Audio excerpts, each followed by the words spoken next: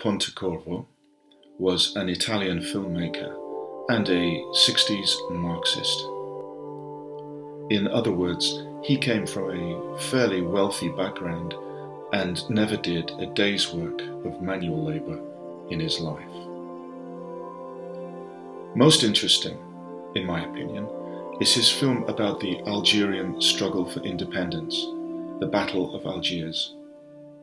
This is a brilliant film.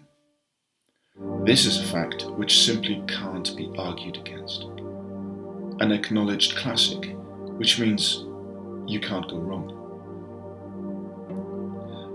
I first saw this film in a flea pit cinema in London years back.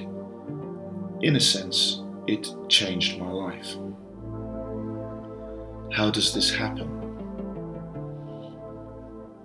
How can something like this be created by somebody so lacking in a working class background? Somebody who never struggled. Somebody with no working class fire in the belly.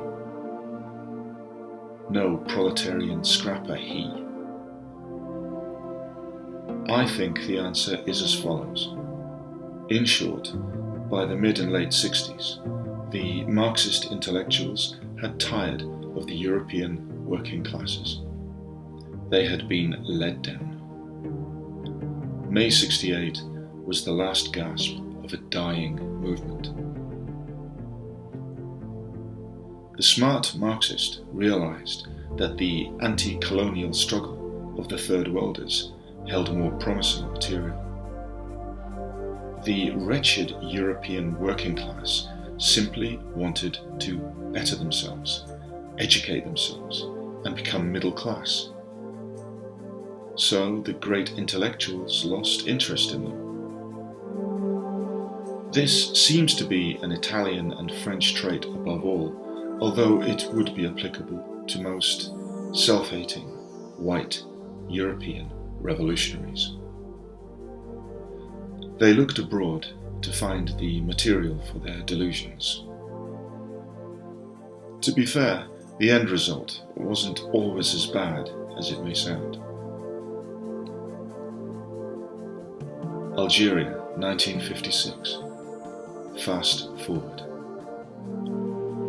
Pontecorvo recreated a frighteningly realistic depiction of what had occurred 10 years earlier when the French had fought a war against the Algerian independence movement, the FLA. Using mostly non-professional actors, he reenacted the early period of the great cataclysm unfolding in North Africa. Grainy footage, realistic enactment of colonial life, the rich in their enclaves, the Pied Noir police, the Arab quarter, the sense of fury and injustice, the squalor with no hope of redemption. It's all there.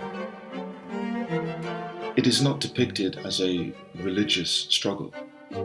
Here it's purely national and political, although to pretend that there was no religious Muslim dimension at all is perhaps far-fetched. Nobody now is unaware of political Islam. Back in the 60s, maybe not so much. God was dead, after all. The whole thing is helped, admittedly, by a thunderous score by Morricone and willing and enthusiastic participants amongst the locals. This was, after all, their finest hour. Who could blame them? I often think of the following film by Pontecorvo, Que Mada, which was shot in English and featured Marlon Brando and his somewhat tortured English accent. Although not a bad film by any stretch, it lacks the purity of its predecessor. Another investigation of colonialism, this time set in the Caribbean, it is well worth the effort to see, although artistically I think it falls short of the Battle of Algiers. The Battle of Algiers is probably the best political film ever made. Pontecorvo was free to explore the reality and brutality of the independence struggle in Algeria. We know straight away who the oppressed are and who the oppressors are. The film is taut and tense throughout.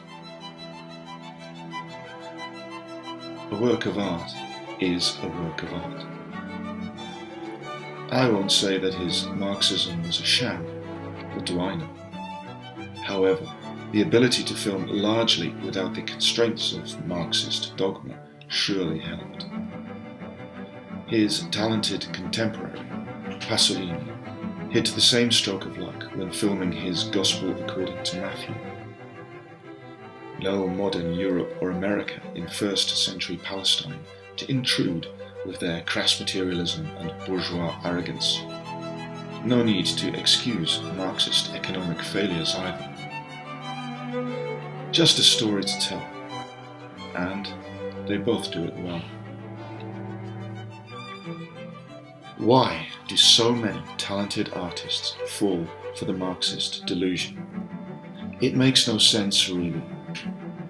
People simply want to be left alone and to forge their own destiny. Let them be. Leave me be. Algeria was convenient to Pontecorvo, although I wouldn't go so far as to call him conceited. I'm fairly sure the righteous anger was strong in him. All we have left to judge are the works of art.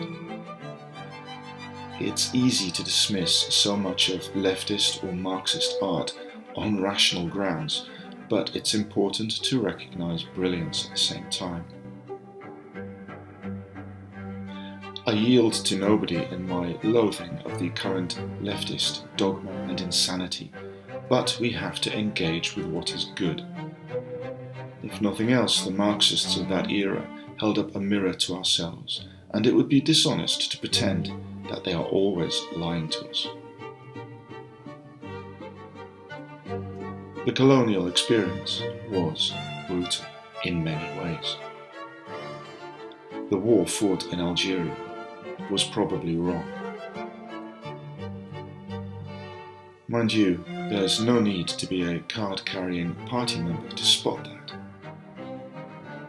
This is something the ideologically deranged tend to forget. Battle of Algiers remains important to us today. You don't necessarily have to be French or even Algerian to understand that. The counter-invasion began in earnest soon after the war finished. The battle isn't over. In fact, it's barely begun.